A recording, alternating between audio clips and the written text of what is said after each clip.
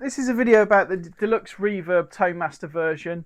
The amp's been around for around 6 years now. It's 2025. It came out in 2019. The amp promises, it has great Fender looks, and it really promises that Fender sound. The amp is a very lightweight package, and it's an amp for different people. So you can have it attenuated at quite low volumes for inside the house or flat, but then you can take it outside and gig with it. It's pretty loud, and it's a great pedal platform because it just delivers a really good clean sound. You can crank it up and it has a great cranked sound as well, and we'll explore some of the tones later. But really, is it worth the hype? And there's been a lot of hype around this. There's been a lot of divisiveness as well. So some purists say that it's not great because they compare it to the original. But this video is a little bit about my take on that in 2025. We'll look at some alternatives as well that do similar things. And is it worth getting those as well because they're much lower cost? The cost is quite high for an amp that is digital. And we'll look at reliability as well. I've had this amplifier since 2023, so that's 2 years of usage, touring and playing shows all around the country. So we'll look at that as well. So the buzz around this amp was around its consistency. You're not dealing with tubes anymore or valves. That was a factor for me. I do love tube amps and I have a few tube amps, but the price of tubes has gone up significantly in the last 2 years. It's unbelievably light. It's unbelievably light. You could pick it up with one hand. It's lighter than a child. It's lighter than a small child. It's a lot lighter than an actual tube amp. I have a 5-watt Marshall tube amp. This is lighter than that. When I compare the tones on this, I'm going to be looking at this in context of other options that are similar, so modelling options as well. Build quality. The amp has a good build quality. It's made in China, which no one ever really talks about. But the amp is a digital amp. Inside there's not a whole load going on other than a computer. And that was my initial worry because I thought, what if something went wrong with this? I wouldn't be able to fix it. But as time's gone on, people have had, a couple of people have managed to break theirs or have theirs suddenly not work.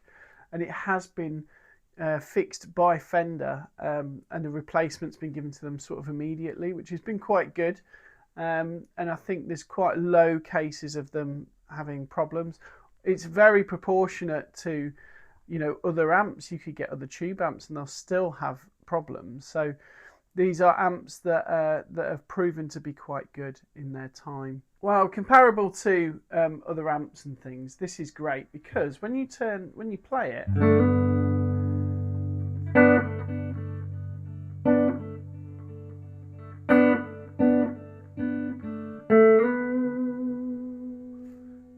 so with that, my guitar just lets off a lovely bit of touch response, and that's just direct into the amp.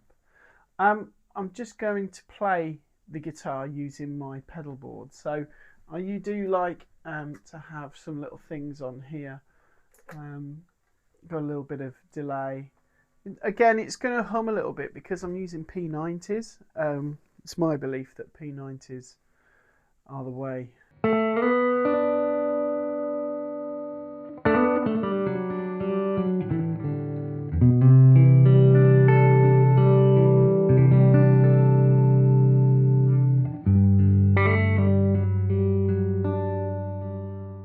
So let's test it against some other amps and let's listen to how it sounds.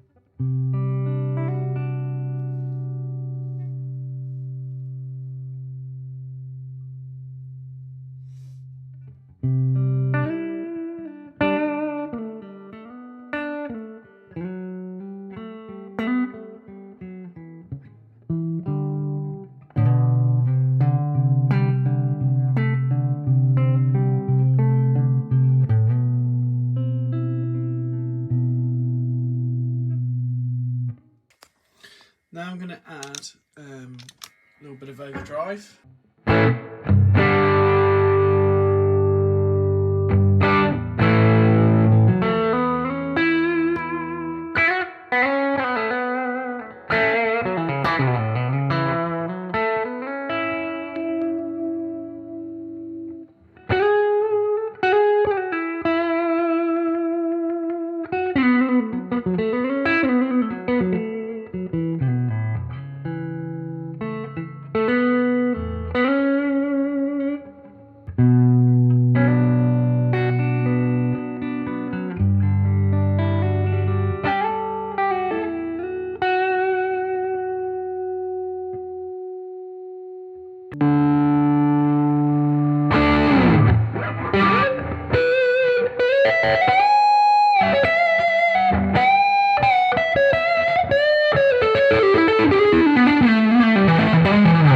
This next one I'm going to use is a Boss Katana Mark 1, which came out around 2017, I think. This is quite a cool sounding amp for the money, and then I'll play it sort of clean, and then I'll play it through my pedal board.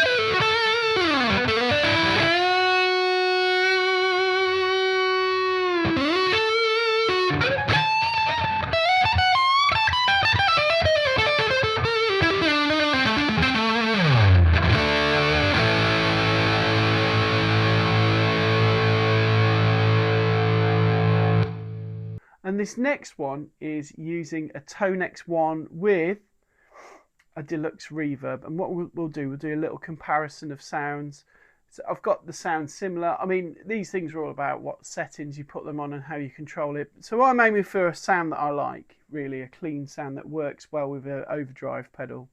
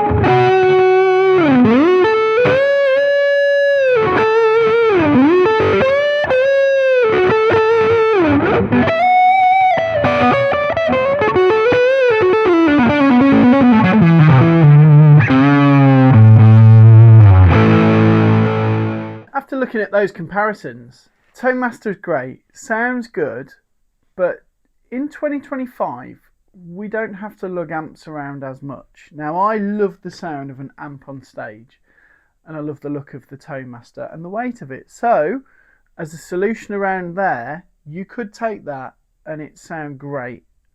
It's kind of like having a good FRFR cab. Would I buy that? Probably not, because you could get an FRFR cab or a PA speaker like this.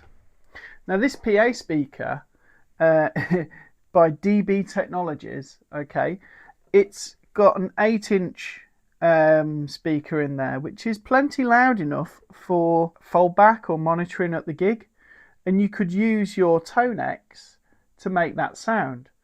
And again, this isn't quite as hyped as this method as using something like a Deluxe Reverb.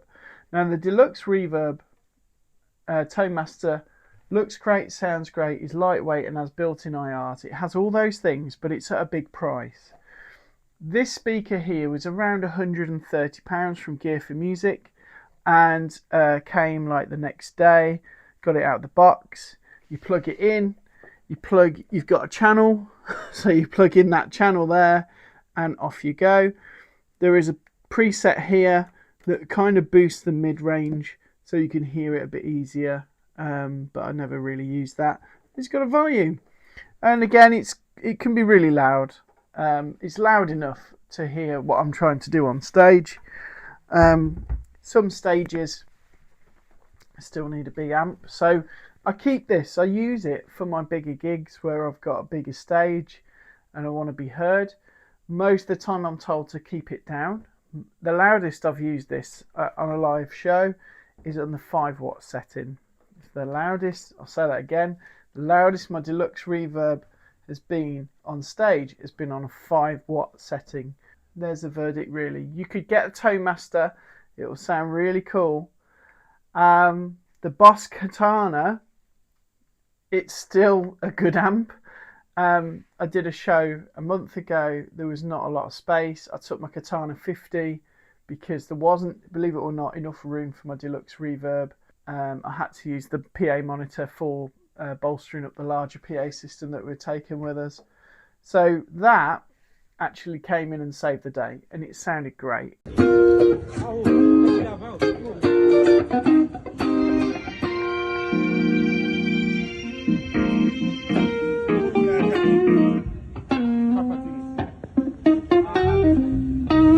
So there's nothing wrong with the sound of a Boss Katana.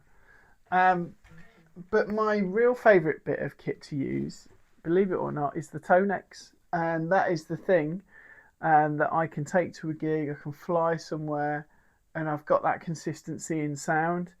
And you can play with the sounds as well all day long if you want to. And if you can't find the sound on something like a Tonex or a Line 6, there's something wrong with your input.